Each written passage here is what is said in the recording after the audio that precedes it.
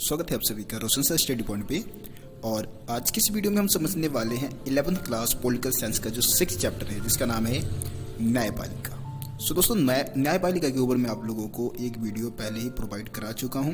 अगर आप लोगों ने फर्स्ट पार्ट की वीडियो को नहीं देखा है तो एक बार जरूर देख लें, ठीक है। इसके अलावा आज की इस वीडियो में जो कि सेकंड पार्ट की वीडियो है जिसमें हम जो टॉपिक समझने वाले हैं सबसे पहले हम उसकी बात कर लेते हैं। देखिए, आज की इस वीडियो में हम सबसे पहले बात करेंगे सर्वोच्च न्यायालय के क्षेत्राधिकार, यानी कि सर्वोच्च न्यायालय के क्या क्षेत्राधिकार है, शक्तियाँ क्या है, ठीक है। उसके बाद हम दूसरे नंबर पे बात करेंगे न्यायिक सक्रियता, यानी कि यहाँ पे हम जनहित याचिका की बात करेंगे। जनहित याचिका के माध्यम से गरीब लोगों को किस तरीके से न्याय दिलाया जा सकता है उसको हम समझने वाले हैं। तीसरे नंबर पे रहेगा न्यायपालिका और अधिकार, यानी कि न्यायपालिका हमारे अधिकारों की रक्षा कैसे करती है, ठीक है। और आखिर में यानी कि चौथे नंबर पे रहने वाला है न्यायपालिका और संसद के बीच में जो भी संबंध है, ठीक है, उसको हम समझने वाले हैं। तो ये 4 टॉपिक आज की इस सेकंड पार्ट की वीडियो में हम समझने वाले हैं। सो आप लोगों को क्या करना है, वीडियो को एंड तक देखना है और चैनल को सब्सक्राइब नहीं किया तो सब्सक्राइब भी जरूर करना है। तो चलिए दोस्तों, आगे इस वीडियो को हम कंटिन्यू करते हैं। सो दोस्तों, सबसे पहले हम बात करते हैं सर्वोच्च न्यायालय के क्षेत्राधिकार क्या है, यानी कि उसकी शक्तियाँ क्या है।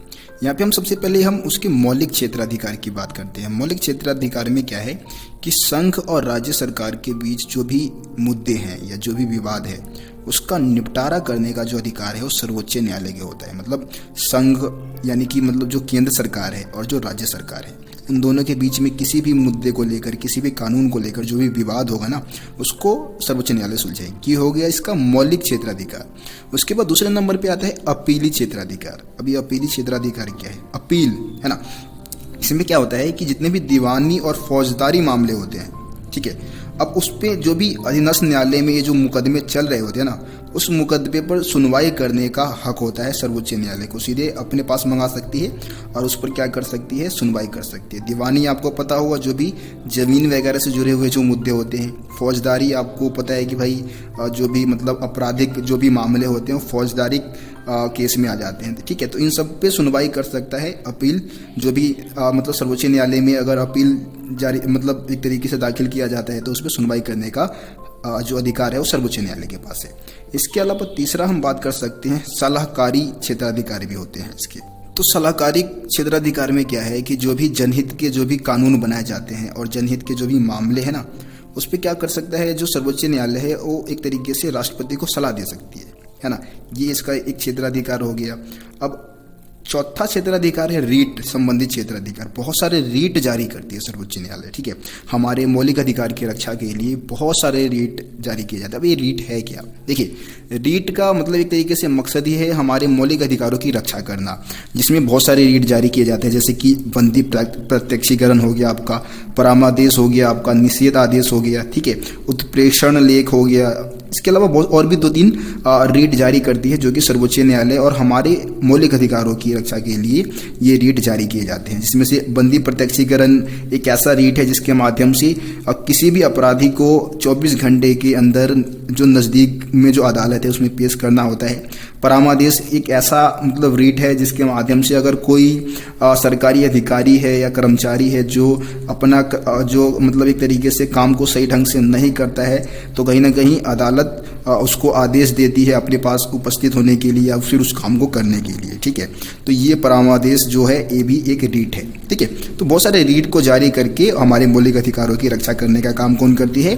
सर्वोच्च न्यायालय करती है, ठीक है। तो ये 4 पॉइंट मैंने आप लोगों को सर्वोच्च न्यायालय के क्षेत्राधिकार में बता दिए है, जो कि आपके एनसीईआरटी बुक में बता रखे हैं। दोस्तों, हम बात करेंगे न्यायिक सक्रियता यानी कि जनहित याचिका के बारे में। अब न्यायिक सक्रियता मतलब क्या है? न्यायिक सक्रियता का मतलब ही यही है कि न्यायपालिका न्याय करने की प्रक्रिया में एक विशेष भूमिका निभाए, मतलब सक्रिय भूमिका निभाए, ठीक है। अब सक्रिय भूमिका किसके माध्यम से निभा रही है? तो जनहित याचिका के माध्यम से निभा रही है न्यायपालिका, ठीक है, न्याय की प्रक्रिया में। तो सबसे पहले अपने को समझना है कि ये जनहित याचिका है क्या। बहुत ही ज़्यादा इंपॉर्टेंट टॉपिक है ये, आपके एग्जाम में जनहित याचिका से जरूर क्वेश्चन आएगा, ठीक है। अब देखिए, जनहित याचिका एक तरीके से भारतीय कानून में सार्वजनिक हित की रक्षा के लिए मुकदमे का प्रावधान है। मतलब सभी लोगों के लिए क्या है, सभी लोगों के हित के लिए, उनकी रक्षा के लिए मुकदमे का एक व्यवस्था बनाया गया है जिसको हम बोलते हैं जनहित याचिका। इस याचिका के अंतर्गत क्या होगा कि जो व्यक्ति पीड़ित व्यक्ति है कोई, उसके अलावा दूसरा व्यक्ति भी क्या कर सकता है, उस पीड़ित व्यक्ति के लिए अदालत में जा सकता है अदालत में मुकदमा दायर कर सकता है। तो इसी को हम क्या बोलते हैं, जनहित याचिका बोलते हैं, जो कि कहीं ना कहीं गरीबों के भलाई के लिए है। और ऐसे व्यक्ति जो मतलब कानूनी रूप से अपना न्याय प्राप्त नहीं कर सकते हैं, न्याय नहीं मिल सकता है उनको, उनके लिए काफ़ी ज़्यादा ये फायदेमंद है जनहित याचिका। तो दोस्तों, अब हम समझते हैं कि जो जनहित याचिका है उसके सकारात्मक पक्ष क्या है, मतलब इसके अच्छे प्रभाव क्या रहे हैं न्याय की प्रक्रिया में। तो देखिए, जनहित याचिका से क्या है, गरीबों को न्याय मिल सकता है, क्योंकि भाई जनहित याचिका के माध्यम से मान लीजिए कि कोई गरीब व्यक्ति है जो किसी समस्या से पीड़ित है ना, तो उसके लिए मैं क्या कर सकता हूँ, मैं भी उसके लिए न्यायालय में जा सकता हूँ। तो गरीब लोगों को क्या, गरीबों को क्या मिल सकता है, न्याय मिल सकता है। इसके अलावा न्याय को लोकतांत्रिक बनाया गया और कार्यपालिका को उसका जो उत्तरदायी है वो निभाने के लिए कहीं ना कहीं विवश किया गया। कार्यपालिका अगर किसी काम को नहीं कर रहा है, लोगों के लिए भलाई का काम नहीं कर रहा है, तो कोई भी व्यक्ति न्यायालय जा सकता है और कार्यपालिका को उसका कार्य करने के लिए विवश कर सकता है ना, जनहित याचिका के माध्यम से। इसके अलावा चुनाव प्रणाली को भी स्वतंत्र और निष्पक्ष बनाने का प्रयास किया गया। ठीक है, मतलब जनहित याचिका के माध्यम से चुनाव प्रणाली को बिल्कुल स्वतंत्र और निष्पक्ष, जो कि किसी के पक्ष में रहकर ना हो, ऐसा बनाने की कोशिश की गई। इसके अंतर्गत क्या किया गया, न्यायपालिका ने जो भी चुनाव लड़ने वाले जो प्रत्याशी होता है ना, उसको कहा कि एक तरीके से वो क्या करे, अपनी संपत्ति, अपनी शैक्षणिक योग्यता और जो भी मतलब उसकी योग्यताएं है उसके बारे में सभी लोगों को जानकारी दे, ताकि लोग समझ कर बूझ कर उस नेता को, उस प्रत्याशी को चुन सके। ठीक है, तो ये जनहित याचिका के कुछ सकारात्मक पक्ष हो गए। अब हम बात करते हैं कि जनहित याचिका के नकारात्मक पक्ष क्या है। ठीक है, अब देखिए, जनहित याचिका के माध्यम से क्या होता है कि कोई भी व्यक्ति न्यायालय में जा सकता है जो पीड़ित व्यक्ति है, उसके अलावा उस पीड़ित व्यक्ति की समस्या को लेकर कोई भी व्यक्ति न्यायालय में जा सकता है। तो अब इसके बहुत सारे नकारात्मक प्रभाव भी देखने को मिले, जैसे कि न्यायपालिका पर कार्य का जो वजन था वो बहुत ज़्यादा बढ़ गया, बहुत ज़्यादा मतलब उसके पास काम आ गए, है ना। इसके अलावा न्यायिक सक्रियता से क्या हुआ कि विधायिका, कार्यपालिका तथा न्यायपालिका के जो कार्य है उसके मध्य क्या हो गया, एक तरीके से जो फर्क है ना वो धुंधला हो गया कि भाई कौन से कार्य को न्यायपालिका करेगी, कौन से को कार्यपालिका को करना है। ठीक है, क्योंकि बहुत सारे कार्य, अब जैसे हम एक एग्जांपल के माध्यम से हम समझते हैं कि मान लीजिए जैसे प्रदूषण से मुक्ति की बात कर लेते हैं। अब प्रदूषण से मुक्ति का जो लोगों को प्रदूषण से मुक्त करने का जो काम है, यानी कि वातावरण को जो स्वस्थ करने का काम है, वो तो कार्यपालिका का है, सरकार का काम है। लेकिन उसके लिए अगर कोई व्यक्ति न्यायालय में चला जाता है तो कहीं ना कहीं क्या है, न्यायालय का जो अपना समय है वो तो बर्बाद हो गया ना यार। ठीक है, इसके अलावा जैसे अमीरी और गरीबी का फासला है, उसको अगर कम करना है तो उसके ये भी काम किसका है, कार्यपालिका का है। लेकिन इसके लिए भी अगर कोई व्यक्ति न्यायालय में जाता है तो कहीं ना कहीं न्यायपालिका अपने जो भी मतलब बात रखती है, तो कहीं ना कहीं उसका जो समय है वो तो बर्बाद हो ही रहा है इन सब कामों से। तो कहीं ना कहीं आप देख सकते हैं कि न्यायपालिका के ऊपर काम का वजन बहुत ज़्यादा बढ़ गया। और इसके अलावा हम न्यायपालिका, कार्यपालिका और विधायिका के कार्यों में हम फर्क नहीं कर पा रहे हैं इसकी वजह से। ठीक है, तो ये जनहित याचिका के कुछ नकारात्मक पक्ष है। मैं उम्मीद करता हूं आपको जनहित याचिका के बारे में जो भी पॉइंट्स बताए हैं आपको समझ में आ गया होगा। दोस्तों, हम बात करते हैं न्यायपालिका और अधिकार, ये जो टॉपिक है उसकी। देखिए, इस टॉपिक में समझाया गया है कि न्यायपालिका हमारे अधिकारों की रक्षा कैसे करती है। ठीक है, तो यहाँ पे दो तरीके हैं जिससे कि न्यायपालिका क्या करती है, हमारे जो अधिकार है उसकी रक्षा करती है। सबसे पहले तो भाई वो कई प्रकार के रीट जारी करेगी, है ना, जिसके बारे में हम पहले ही समझ चुके हैं। रीट में जैसे कि बंदी प्रत्यक्षीकरण के बारे में मैंने आपको बताया था, परमादेश के बारे में मैंने आपको बताया था। तो ये ऐसे मतलब रीट है जिसके माध्यम से न्यायपालिका क्या करती है, हमारे अधिकारों की रक्षा करती है ना। इसके अलावा सर्वोच्च न्यायालय किसी भी कानून को गैर संवैधानिक घोषित कर सकती है, उसे लागू होने से रोक सकती है। मतलब कि अगर कोई ऐसा कानून है जो कि हमारे संविधान की मूल जो है उसके खिलाफ है, संविधान के जो प्रावधान है उसके खिलाफ है, तो उसको गैर संवैधानिक घोषित करके उस कानून को खत्म कर सकती है। इसके अलावा दोस्तों, यहाँ पे आपको ना न्यायिक पूर्वालोकन को जरूर समझ लेना चाहिए। न्यायिक पूर्वालोकन होता है क्या है, ये भी इंपॉर्टेंट है एक तरीके से। देखिए, न्यायिक पूर्वालोकन का मतलब है कि सर्वोच्च न्यायालय किसी भी कानून की संवैधानिकता की जांच कर सकती है। मतलब कि सरकार ने किसी कानून को बनाया तो न्यायिक पूर्वालोकन के अंतर्गत जो न्यायपालिका है वो पता कर सकती है कि ये जो कानून है वो संविधान की धारा के खिलाफ तो नहीं है, संविधान के जो प्रावधान है उसके खिलाफ तो नहीं है। ठीक है, अब अगर संविधान के जो प्रावधान है हमारे उसके खिलाफ अगर वो कानून होगा तो उसको क्या कर सकती है, खारिज कर सकती है, उस कानून को एक तरीके से खत्म कर सकती है। ठीक है, इसी को न्यायिक पूर्वालोकन कहा जाता है। दोस्तों अब हम इस वीडियो के आखिरी टॉपिक को समझेंगे। टॉपिक है हमारा न्यायपालिका और संसद, ठीक है, जिसमें हम बात करेंगे कि न्यायपालिका और संसद के बीच में जो संघर्ष के मुद्दे हैं वो कौन कौन से रहे हैं अभी तक और संघर्ष क्यों होता रहा है। ठीक है, तो देखिए भारतीय संविधान में क्या है, सरकार के प्रत्येक अंग के अपने कार्यक्षेत्र जो है स्पष्ट कर दिए गए हैं। मतलब कि और सभी जो भी 3 अंग की हम बात करते हैं, कार्यपालिका, विधायिका और न्यायपालिका, उन सब के अपने अलग अलग काम हैं, लेकिन इनके बीच में फिर भी क्या होता रहे, टकराव उत्पन्न होता रहा है। न्यायपालिका और कार्यपालिका के बीच में कई मुद्दों को लेकर टकराव उत्पन्न हुए, जैसे कि संपत्ति के अधिकार को लेकर, जो कि संसद जो थी वो संपत्ति के अधिकार को मौलिक अधिकार की श्रेणी से निकालना चाहती थी, ख़त्म करना चाहती थी।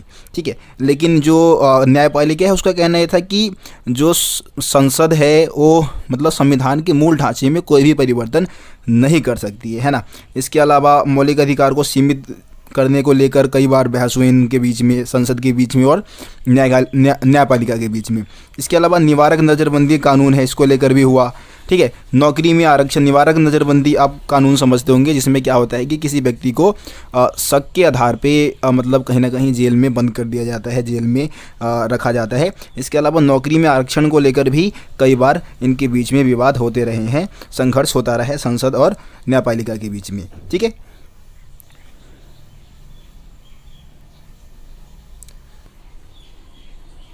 अब 1973 में जो सर्वोच्च न्यायालय ने जो निर्णय दिए थे उसके बारे में यहाँ पे कुछ पॉइंट्स लिखे गए हैं, हम इसको एक बार रीड कर लेते हैं, इसको हम समझ लेते हैं। देखिए, इस निर्णय में जो सर्वोच्च न्यायालय उसने कहा था कि संविधान का एक मूल ढांचा होता है। ठीक है, संविधान का क्या है, अपना मूल ढांचा है। जो शुरू में संविधान में जो भी नियम कानून लिखे गए हैं वो क्या है, उसका मूल ढांचा है। उसके साथ मूल ढांचा जो है उसके साथ किसी भी प्रकार की छेड़छाड़ नहीं की जा सकती है। संविधान में संशोधन द्वारा भी इस मूल ढांचे को नहीं बदला जा सकता है।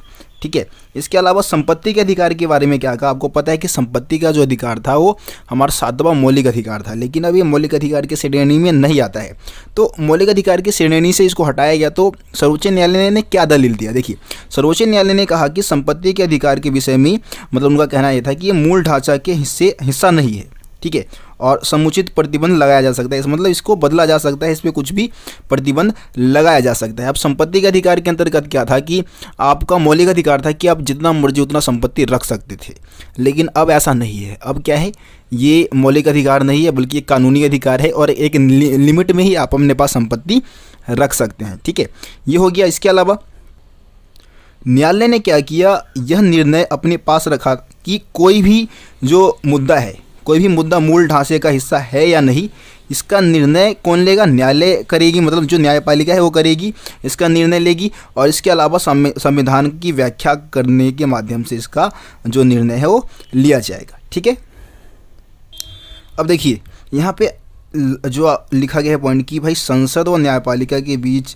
विवाद के विषय बने रहे हैं, कई मुद्दों को लेकर विवाद हुए। जैसे कि संविधान में यह व्यवस्था की गई है कि जो न्यायाधीश होते हैं ना, न्यायाधीश के जो भी आचरण है, उनका जो व्यवहार है, उसके ऊपर संसद में चर्चा नहीं किया जाएगा। लेकिन कई बार क्या हुआ है, उनके आचरण के ऊपर संसद में उंगली उठाई गई है। इसके अलावा जो न्यायपालिका है उसने भी क्या किया है, कई बार विधायिका की आलोचना करनी शुरू कर दी है।